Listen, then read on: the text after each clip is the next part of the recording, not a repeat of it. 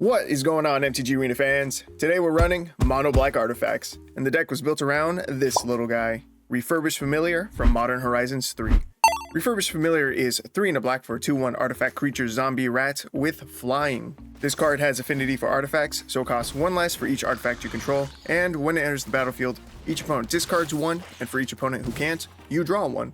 I thought this archetype would be fun to explore because Modern Horizons 3 also gave us cards like Ethereum Terramander, Retrofitted Transmogrant, and Wormcoil Larva.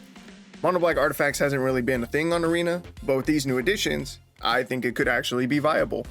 Our full deck list is 4 Ethereum Terramanders, 4 Retrofitted Transmogrants, 1 Swarm Saboteur, 4 Vault Scourges, 4 Virus Beetles, 2 Graveyard Trespassers, 4 Refurbished Familiars, 1 Turgid God of Fright, 4 Deadly Disputes, 2 Infernal Grass, 2 Shieldred's Edicts, 1 Feed the Swarm, 4 Go Blanks, 4 Dark Steel Citadels, and 19 Swamps. To craft this deck entirely from scratch would cost you 21 commons, 16 uncommons, and 4 rare wildcards. And with that said, let's see the deck in action. Going into match number 1, I'll be honest, we did not have a strong start. This deck, like most, performs better when going first. But for this match, not only did we have to mulligan down to 6, but we're also on the draw, so it's not looking very promising. The opposing Elspeth opens with a Vampire of the Dire Moon, so they're likely playing some kind of mono black control, or possibly vampires. I start off with Retrofitted Transmogrant on turn 1 instead of our Terramander because the Transmogrant has built-in recursion, so if our opponent has removal, we'd rather have that die first and help clear the way for our Terramander, because that little Salamander Drake is actually the biggest creature in our deck once we adapt it and it becomes a 5/5. Down comes an Indulgent Aristocrat, pretty much confirming Vampire Tribal.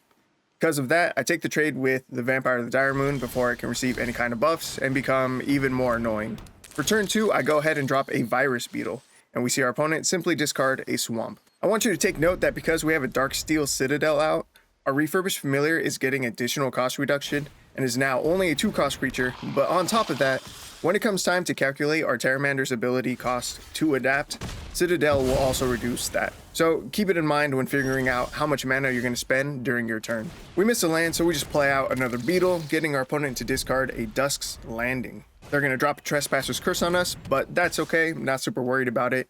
And they do offer the trade again, which we gladly take. They do get to make an Incubate token, but that's whatever. They're out of gas otherwise, so we're chilling. We actually end up missing yet another land drop, so I just repeat last turn, drop a Virus Beetle, and make our opponent discard nothing. Elspeth unearths a Vampire of the Dire Moon before flipping their Incubate token, and I do take the damage because I want the cost reduction that our Beetle is providing. We finally hit land number 3, so I play out a Terramander and a Familiar, which gets us a free draw. It is super nice to have that payoff when our opponent's hand is empty.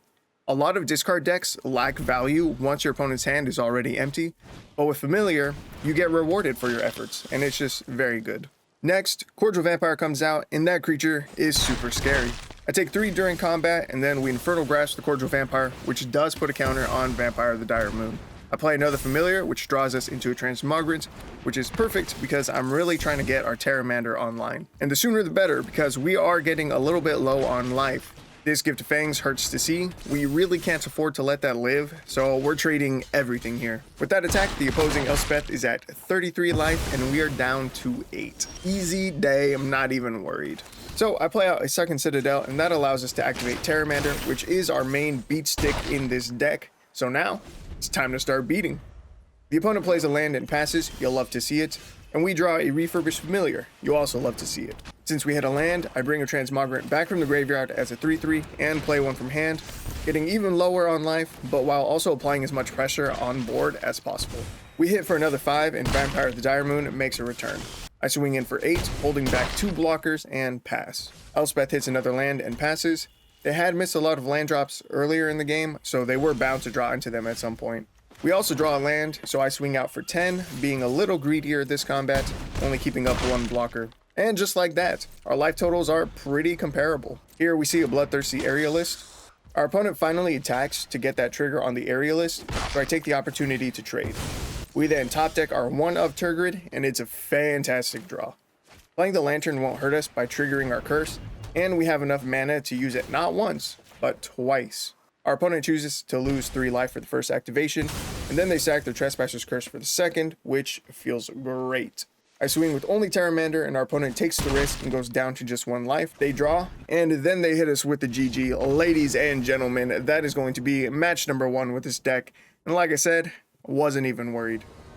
Our second match was pretty uneventful. Our opponent was playing a colorless deck, which have only gotten stronger and more popular with the release of Modern Horizons 3.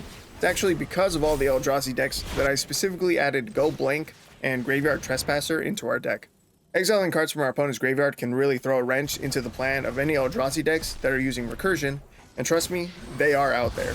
But for this match, I just couldn't get through the 1 ring, which they managed to play out 2 times, and by the time they played Ugin, that was pretty much game. Heading into game number 3, guess what we ran into? That's right, Mono Blue Eldrazi. Who could have guessed that we'd run into them so soon? It was me. I could have guessed that. Anyway, we managed to shut down our opponent pretty hard with our discard effects, and once we adapted our Terramander, the game did not last much longer.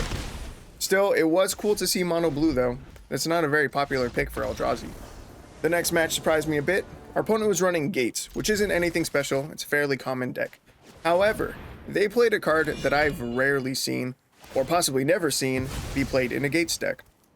And it actually won them a game, but I wasn't even mad that I lost. The card they played was Archway Angel, a 6-drop that gains you 2 life on ETB for each gate you control. And I'm telling you, nobody ever runs it in their deck. You'll see Gates Ablaze, Guild Summit, Gatebreaker Ram, but you will not see this Angel. It gave the opponent 14 life, which gave them enough time to finally assemble all of their gates and win with Maze's End. I respect that Angel inclusion. I love to see decks that differ from the norm.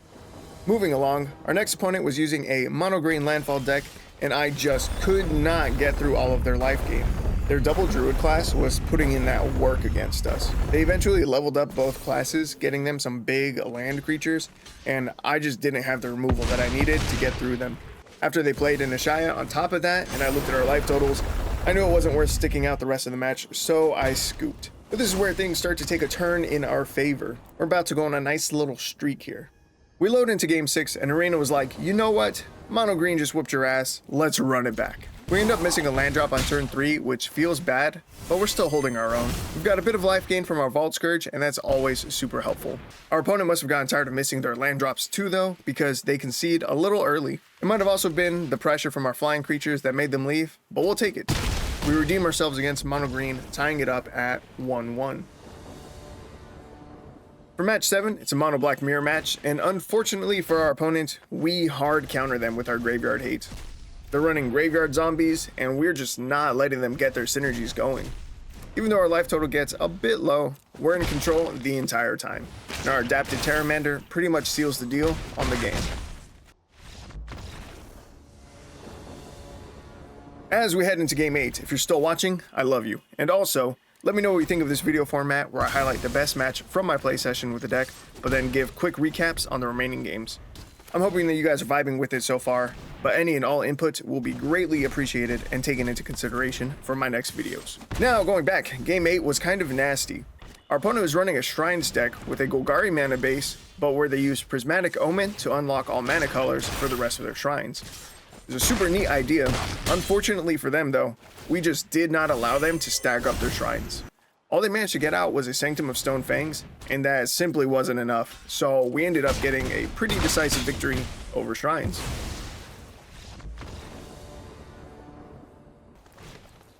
For game 9, it would seem that Mono Green really wanted to get that tiebreaker match in because they are back again.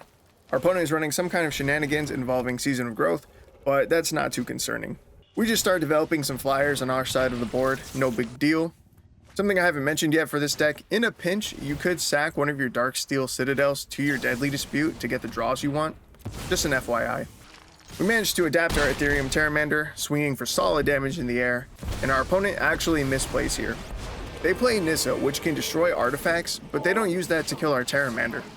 They might not have even realized that it was an artifact creature, or maybe they were so focused on getting their Scry from Season of Growth that they didn't even consider using the minus ability. But either way, that misplay allows us to win the game on our next turn, and so we do, winning the tiebreaker against Mono Green. For For our 10th and final match, our opponent has a fairly slow start while appearing to also be mono black, but as we develop ahead of them, on turn 5 we finally see why their start was so slow. It turns out that they were actually an Orzhov deck this whole time, but were struggling to find a plains. Once they finally do, we see a very lackluster Priest of Possibility come down, and with that, our opponent has just had enough and scoops. So that's going to wrap up the video, and hopefully I'll see you guys in the next one.